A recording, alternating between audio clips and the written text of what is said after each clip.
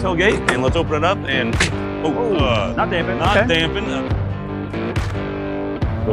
Spinning the right rear. But Brian, here's the real good stuff. Look at this. Now we get to all the fun stuff. Buttons, buttons, buttons. Look, if you're a kid, you want to push all these buttons, and there's plenty to push, and I love it. And levers. Levers, and they're manual, and look, oh wait. All right, Craig, come here. Come here. Yeah. Come here. Yeah. You ready for this? Oh yeah, I'm ready. You know where we're at? Oh yeah, I know where we're at. I'm here. Well, here is the Texas Truck Rodeo with Texas Auto Riders in Decatur, Texas, which we freaking love this event, and we actually work to help promote it and produce it and all kinds of stuff too. But none of that matters, Craig. We've got our first look at. Brian, we have proper things to do. That's why we're at the horse barn today. And what's the tool you're using? Not that accent, please. All right, Craig, what we have here is the INEOS Quartermaster. This thing is freaking awesome. We've actually wanted to drive this thing since the moment we saw a picture of it. And I'm really going to paraphrase and ruin the story, but basically this started out with a bloke in Europe that said, you know what? I miss the old Defender. We should make that again, but let's do it better. Here you go. But luckily for us in our truck channel, they've made a pickup truck version of it, and that's what we're showing you today. Before we get into all the details, I'm going to talk about the look. So look at the nose of this thing. You've got proper bolt-on bumpers. It is modular metal. You've got winches built in. You've got integrated fog lights right here. It clearly looks like a Defender-inspired product because it is. But it has old tech where you want it, Craig, and that is pop deck. Don't forget the wheels. Proper skid plates and a live front axle, just like a Jeep Wrangler. Is that a pumpkin? It is a pumpkin, exactly, Craig. It's a stick axle front and rear, which is really kind of cool today. In the land of fully independent, automated Teslas and all that kind of crap, they still make something cool like this, and it shows you that there's a market for this still. I love that. It's really cool. So, much like a Jeep Gladiator, which is what I'm going to compare this to a few times, because in America, that's the closest thing we have to this outside of this. You do get recircular ball steering on this, so you don't get an E-Pass rack like you would normally get on like a car. It's a little bit different, so it's going to handle and drive a little different, but let's get the wheels and tires like we usually do, Craig. Down here, this bad boy is rocking some KO2s, one of our favorite all-terrain tires, tried and true, and shows a lot of intent. Also, don't mind the race cars behind us. We're at a racetrack right now. That's how that goes. For reference, these are 255/70 R18s. They are 18s, and man, the brakes are pretty good size back there, so that should help out pretty good. Also, 18's the new 17. It really is. Take a peek in here, Craig. What's that red stuff? Oh yeah, so the red's really cool. So there's two options for frame colors. Well, actually, there's three. There's a black one, which is just normal. Yeah. There's gray, which is for, paraphrase, orphan rhinos in Africa. So when you buy that frame, a portion of the proceeds of the truck go to help that nonprofit organization to get rhinos' parents, basically. So that's pretty cool. The red one goes for the Halo Foundation, which hunts down and removes old mines, as in military mines that will explode and hurt people. So that's pretty cool. So this one is donating to the cause. I like that a lot. In front of it, Craig, you've got a traditional mud flat. That's never going to be a problem. Mud flat. It's just rubber, dude. Yes. That's how you should do that. That won't crack going on a trail. I love that. Plastic lining because you're going to do trail work. That's the intent here. Side markers because this thing has to work in Europe too, and that's the thing. I love that they have the British and German flag together because of British brand, German power. All right, and then coming on down, Craig, we've got traditional mirrors, and we've got accessory mounts on the exterior of the door, mounts here, mounts on the rail, grab handles. Look at that rail. That's a serious rail. That's a serious rain rail to stop rain coming in. This handle is so you can put your foot on the tire, pull yourself up. Look at that little lightning bolt, Craig. It has lightning included. What that really means is that is a junction box for exterior power needed. You can put a TV up here, a coffee pot up there. You can put, really it's for exterior lighting and that kind of stuff. And also it goes both ways. You can put a solar panel on the roof and run power back into a system if you want. It all goes to under the rear seat. There's a junction box pre-wired and built in there. What do we got? Oh, it's capped. And guess what? It's a BMW cap. I can't even open it. It's so stiff. Oh, because it's not closed. That's why. We better close that. There we go. Locked. Fuel-wise, it calls for 87 minimum. That's it. Nothing else to it. No premium required. That's pretty cool. Out back, stick axle. Something that is different about this from the SUV is the back, obviously, but the wheelbase is identical. So you don't lose the breakover if you go to the truck. It doesn't get worse. Departure gets a little bit worse because it's just longer out the back. Coming to the rear, Craig. I love the round taillights. And it's funny, it looks kind of retro at night when you see it start up and you don't see the truck. It looks kind of like a, I don't know, like a 50s Ford or something like that. It's kind of cool. Good, yeah. I love it. It's really neat. Coming down below, Craig, you have a modular bumper in the back again with a tow point here, good for 7,700 pounds. That's respectable. And then you have no spare tire down here. I want Craig to explain that in just a minute, but you do have proper tow hooks all around. We need to hear what it sounds like, don't you? Oh, yeah.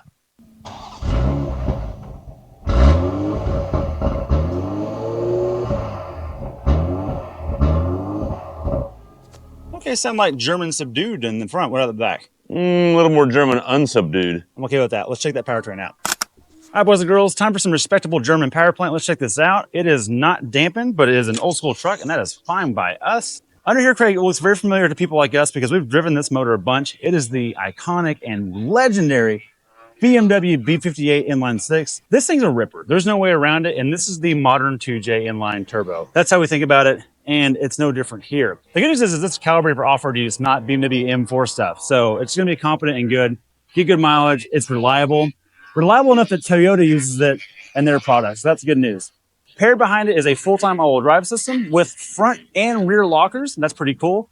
And a ZF 8-speed automatic transmission. Wait a minute, Brian. Yeah. I get the B58 Yep. and the ZF. That's the two best things on the market overall, I think. If you're going to pick and choose from a European brand, I don't think it gets any better than that. All that being said, let's check out the interior. It's great. All right, Brian, let's check out the interior of the Grenadier Quartermaster. And first of all, I'll start with the tailgate, and let's open it up. And not dampened. Not okay. dampened. That's okay, but it's a sturdy tailgate. In all seriousness, Brian, this is a very long tailgate. Yeah, it is. And it is it's pretty beefy, but you know what? It's not too heavy. This particular one is plastic lined. I don't know if they all are, but this one is. I like these little cleats, these tie-down systems, very premium. I like billet. Look at that. Yeah, that's really nice Very looking. nice. The most controversial thing up here, Brian, is this, not the tire itself, the fact that it's located in the bed. You do have a spot for another one. We got our camera back in there now, which is cool. So I like that. You can run dual. That's You could run dual. A lot of people don't like that because now you lose bed space. Or if you put a camper in, you have to take it out. Now where does your spare go? That's a great question, actually. They did actually ask that question. You can accessory mount, put this under the bed if you would like. So there you go. General idea is you're off-roading. That's what this thing's built for. You're overlanding. When you're out in the mud and you're in an obstacle and it's dirty, you don't want to climb underneath the truck and get dirty to get the tire out. That's why they put it here by default. But it's good to know there's an option to do that. Let's move to the inside. All right, Brian, checking out the... Oh, hang on. What's going on here? What is this? Car cover? I don't know. All right, Brian, let's check out the interior of the Grenadier. And the doors don't open that wide. I'm kind of surprised by that. Very interesting, but it does work. Padded door sill and a nice tall window. Looks like the window should go all the way down. We'll check that in a minute. Door pull does could hold your cell phone, and plenty of room for water bottles down at the bottom. Very nice. Brian, let's see if the seat folds up. Oh, okay. So here's your access, Craig, for your junction box. Yeah. This is the junction box for all your external wiring. It has relays already in there, and there's a JBL subwoofer mounted here as well. Okay. So the seat does flip forward for service. Okay, very good. Cool. So that's interesting. So you can service it. Maybe these seats fold down. Oh, and they do. Okay. The seats are back. Oh, and that's good to know. Okay, now actually notice this. This is actually hard plastic, so this would fold flat if you move the seat forward a little bit. So, because look, when you go overlanding, Brian, you don't really use the seat. You're by yourself or you have a passenger, and then you put all your gear back here. You put your fridge back here and that kind of stuff. Also, look at the jack. It's a bottle jack. It's a bottle. Again, this is the INEOS thing. Let me see that. I want to show the people this because that bottle jack's a big deal. You may say a jack. What doesn't every car have a jack? No, not every car has a bottle jack. And the reason the bottle jack's important, everyone that goes overlanding immediately switches to that. No, they don't get the farm jack like you put on the side of a Jeep. You get that. That's the one you want. Because it goes high enough and it does what you need it to do. Well, and it's safer. The farm jacks fall over. Right. So. This is the way to go. So that just shows the ethos of INEOS. They're really focused on what are you going to do with this thing? You're going to overland in it. Yep. That's why you get a bottle jack. Yep. And Brian, the beauty of this too is now you don't need a seat delete. A lot of people do seat deletes. And that way you can put your stuff in here. This is just kind of comes with it. You're good to go. Very versatile, like that. All right, let's see if there's any actually room with it. Let's sit in the seat. Get in here. I'm sitting behind myself in my driver position. And I'm not going to lie, it's kind of tight. And this is pretty upright. Well, but it says Recaro, so. It does say Recaro. And look, that is one thing. But it's cozy. But it's kind of cozy in here. I'm going to be honest. I would not want to drive real far in this, but I could, we could go to dinner and I'd be fine and be comfortable. I do have rear AC. That's nice. I have USB-C and USB-A. Okay. And Brian, let's see if you fit because there's not a pano in here. There is the Safari windows. I like that a lot. Safari, or as Americans call them, T-tops, baby. Okay. So I'm going to point a few things out. It's a tall truck, but the windowsill is low. So I feel like it's kind of bottlenecked this way. I'm going to get a leg up. I'm going to duck my head under the sill. Now the seat is pushed forward. I would not want to ride in front of me right now, but a normal sized human would be fine. Headroom, not a problem. Okay. That's a huge win. That's a major problem in almost every truck we get in for me. I like that a lot. No armrest and surprisingly no map pockets. Oh yeah, how you gonna navigate? But I guess that's why you have goodies up front, and I'm not sure how they'll solve that. But we'll move up to front and see what they have. Let's see. All right, Brian, moving into the front, let's check out the door. And it's a nice padded door sill. Door pull does not pass through, so you can put your phone there, although it's not very deep, so it might fall out. You got auto down, but not auto up on the windows. And all the buttons are very big and bulky, and Chunky. you're committing to pushing any of them. I like that. Okay. Water bottle down on the door, plenty of room there. This seat is manual adjustable, which is very interesting because this, Brian, we haven't talked about price yet. We'll get to that in a minute, but it's pricey. Payload, let me show the payload. 1,418 pounds. That's not a bad. big number. So as you start getting close to that 1,500 pound mark, that's when you know it's actually legit for overlanding without you having to modify the suspension, and that's always nice. You can put a tent in a rack and you won't bottom out. Right, let's get in this bad boy. And very interesting and controversial up here because, Ron, you said at first, you said European spec. What do you mean by European spec? It feels a little cozy for big Americans like myself. In terms of knee room, but in terms of headroom, no problem. True.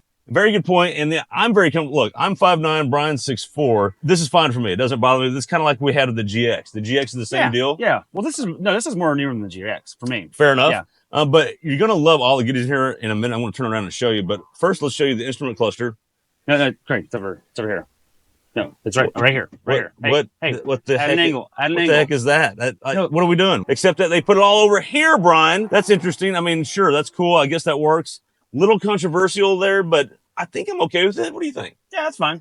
I mean, it works. But Brian, here's the real good stuff. Look at this. Now we get to all the fun stuff. Buttons, buttons, buttons. Look, if you're a kid, you want to push all these buttons, and there's plenty to push, and I love it. And levers, and they're manual, and look. Wait, there's more buttons. Yeah. Look, because we're a freaking fighter pilot. Look at this. I mean, is this an F-35 or what is this? Oh my gosh. And of course, yeah, you get the Safari windows, which are kind of nice, and you can actually pop them out. That's cool. Pretty cool. But Brian, enough of all that. We're not going to do a 0 to 60 run today. That's because we have access to some off-road goodies. Let's go do it. And some obstacles. I think this thing can handle it. Let's go show it off. Let's do it. All righty, time to take it up a hill. A little bit different hill than our normal hill, but we have several obstacles and kind of bonus hill tests, Brian, if you will. Absolutely. But Brian, before we get any further into our obstacles, there's some goodies to play with here. Absolutely. What's your plan of attack? Talk us through it. So first of all, we're in full-time four-wheel drive. I know that hill in particular we can do it in 4 high, but I'm going to put it in 4 low just for the ease of torque multiplication. So that'll happen down here, and right now we've got it in park. I got to put it into neutral. There we go. BMW shifter, for example. There's a lock. You pull this and drag it back to low. Old school. Old school. And I've got to now roll the truck to make it go into low. And we're in. It's engaged. That was very easy. But there's more goodies I want to show you, Craig. There's more. Not that we need it, but we have front and rear diff locks. I'm not going to use this right now, but we get to a frame twister in a minute. We might need those. But you can only use this in 4 low, which is kind of sad, but it's okay. You also have off-road mode and waiting mode. So waiting mode? Waiting mode is for water crossings. What that does is it turns off the cooling fans on the radiator so they don't fling water everywhere. Wow. It's kind of cool, right? Okay. And then on the off-road mode, what it does, Craig, is you press it once, press and hold, okay? Now it's flashing and it goes, are you sure? You press it again. Now we're in off-road mode. What does off-road mode do? It turns off all the sensors outside the car. So when you're going through water and grass, it's not going beep, beep, beep, beep. And it turns off the seatbelt warning. Oh, so nice. So you can get in and out, check obstacles. Right, for spotting things, and yeah. That's actually pretty huge. Awesome. You talked about purpose-built earlier, Craig. That's a purpose-built decision. I like that a lot. Right. So that's pretty much it. I think it's time to take the hill. For reference, this is steeper than our hill at home, slightly, but it is more even, so we're not lifting tires on it. There's not a ledge we have to break over. Exactly. Right. Okay. All right, Brian, yeah, so let's get it up there. We're going to follow along. Pretty cool that you can turn off the seatbelt chime. That's actually a big deal with modern cars and the safety. I like that they've done that. Most cars don't give you that option. Kind of annoying, especially when you're off-roading a lot and getting out and checking obstacles. So they kind of, again, purpose-built, they know what they're doing. All right, so we're going to take it up the hill here. Again, steeper than our normal hill, but not a big ledge to walk on.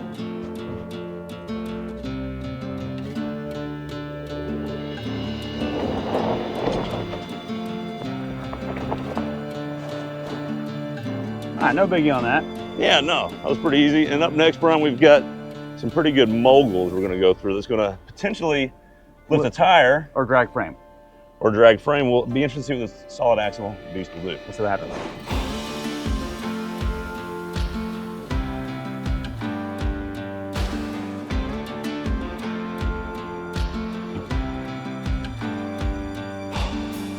All right, feel the back coming up a little bit.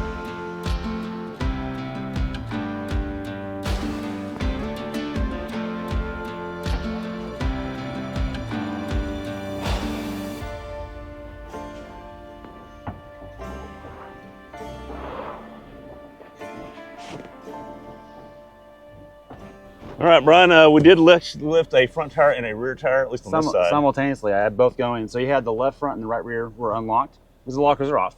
But it seemed to do just fine. Well, in off-road mode, traction control was still on. And so you could feel it was braking the left front and the right rear that were in the air. So it was doing its brake lock differential, basically. And I think one of the good decisions here that INEOS has done is they did not stretch the axle or the wheelbase for the truck version, which means that we didn't drag frame. Exactly. So this next one's pretty cool. It doesn't look like much on camera, but it's basically a 30-degree incline side slope each direction. So I'm going to drive in as straight as possible and try and tip it in the air. Sounds good to me. Brian, let's tackle it. That's a pretty cool obstacle. As Brian mentioned, it really kind of hard to tell, but it slopes here and then crosses over right there. This really catches vehicles out and crosses them up. Let's see what happens here. You can kind of see the angle we're getting at right here. Hard to show on camera, but this is where to really cross it up. We'll start lifting tires. We're lifting that front tire, spinning the right rear, front left, and tipped over.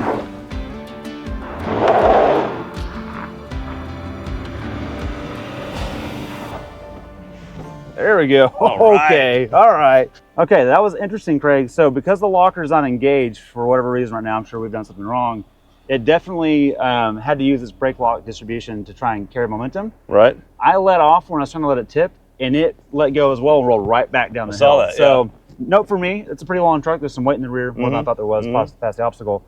I think that's good. At this point, I think we need to go check out the water pit. And Brian, I'll say this too. It did a good job despite the lockers not being engaged. Yes, it did. It didn't just roast the tires that were free. No. It figured it out fairly well. Yeah, its traction management is legit. All right, to the other hill. Deal. Obstacle here. We got a pretty good hill. We're going to go up and over and then go through a little water pit. We know this water's not deep enough that we need the wading, so we're not going to mess with that. Right. But again, what's your plan of attack this time? Well, I'm back to 4 low, because this is a tall obstacle. Yeah, it is pretty steep. The only game for using high is making fun turbo sounds, but it doesn't make it any right. control. Yeah, default just doesn't want to work for some reason. We're still in off-road mode, and let's put it in waiting mode just because, and that doesn't want to work either. I think we're just the same thing. 4 low, open diffs, because we can't figure out how to lock them right now, and that's it. Fair enough, let's do it.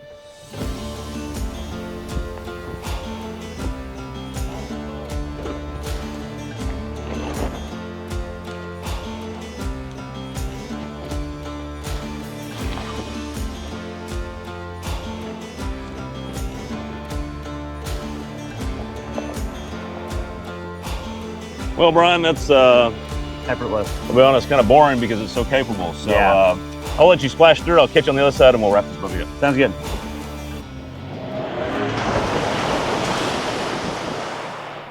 All right, Craig, we are back into 4 high. Let's get these windows up. Yep. And this will be a good test of just some dirt road at some minor speed. Mm-hmm. First of all, ZF 8-speed. Yes. And B58 transmission or engine. Good combo. Very good combo. Brian, let's just talk about a few things with the Quartermaster in general. We've already argued off camera about. This has been a controversial pick for us. This is basically, for those that have watched this channel for a long time, our Mazda, okay? No, so it's not that bad. It's not that bad, but it's got us talking. It's got us talking, which is a sign of a good vehicle because it's got you thinking. First off, I want to start with just top down. Brian, I'm worried about these in Texas. Oh, yeah, because, well, hang on, back up. I think there's accessories to cover this up. That's true. But without a sunshade, you're going to melt in this truck. Yes. Yeah, for Texas. But I do like it, like when you're actually off-roading on the trail, it's nice to just pop that. That's pretty cool. I do like that. That's really cool, yeah. That said, Brian, there's been a little bit of controversy with, okay, but you don't overland all the time, so there are some downsides. What are the negatives of this thing when you're not overlanding? Okay, so the circular ball steering, which is the same as an E39 M5 BMW, is not the most linear and engaging if you're used to rack and pinion style steering. True. I don't think it's a problem. I think it's a learning curve for some. It might turn people off on the test drive. That's all I'm saying. And the other problem is going to be, I have young kids. Yep. And the packaging in the rear row is not brilliant.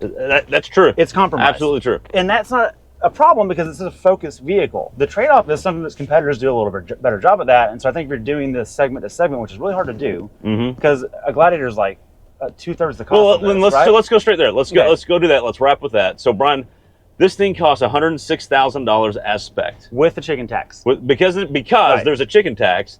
The SUV version of INEOS off-roaders or overlanders, applicable. The chicken tax is not applicable. It's look, it's dumb. That's our government being dumb. Okay, that's really all it is.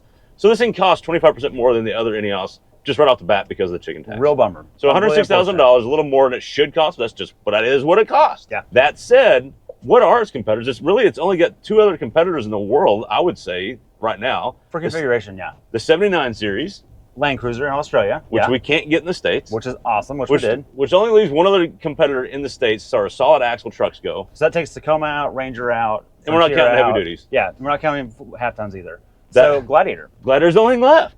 That's it. And I think that's the question we need to end this episode on. What do we do with that? How does this compare to the Gladiator? The Gladiator is admittedly a little less purpose built for overlanding. In particular. Yes. But probably a little more usable day in and day out on most things. And mostly because of packaging. Now, some of the trade-offs for that packaging is you're not on the windshield on this like you are on the Jeep. Right. That's a really fair criticism. Yeah. Also, you have a real roof, not a soft top or a bolt-in hard top. That's true. So your MVH is better in here for sure. True. But the Jeep, to me, in terms of the rear seat, because I have young kids, makes it hard for me to want to go out and get a loan for this. Yeah. That's really a me thing. Now, to your point, I think someone who's like, hey, I am about overlanding and that's all that matters, it's going to be hard to beat this. Because it is so focused, right? Yeah. So I don't know. I think it's going to be an interesting sell between those two people. And the answer is they're probably not the same people. They're not, and I think the answer is also both, and depending on what you're wanting to do and what you want. The cool thing about this is you're probably going to park in a parking lot and not be next to another Quartermaster. Very much. Yeah, exclusivity. So you've won the day. There's something there, like the Jeep Gladiator. You're going to probably get a duck. You're not going to get a duck in this thing. You know, a good point. I changed my mind. The reason why I buy this is because the duck thing with the Jeep is ridiculous. And they need to stop doing it. We sold a Jeep because of this. And I've decided now, Ineos is one to get. My kids don't need their legs. It's fine. Okay, well, with that, we'll end the episode there. Thanks for watching. Be sure to like and subscribe. Let us know in the comments why the Gladiator is better or why it's worse. We'd love to hear your feedback. We love reading those comments, and we'll share them with a future episode. Thanks for watching. Thanks for watching, guys.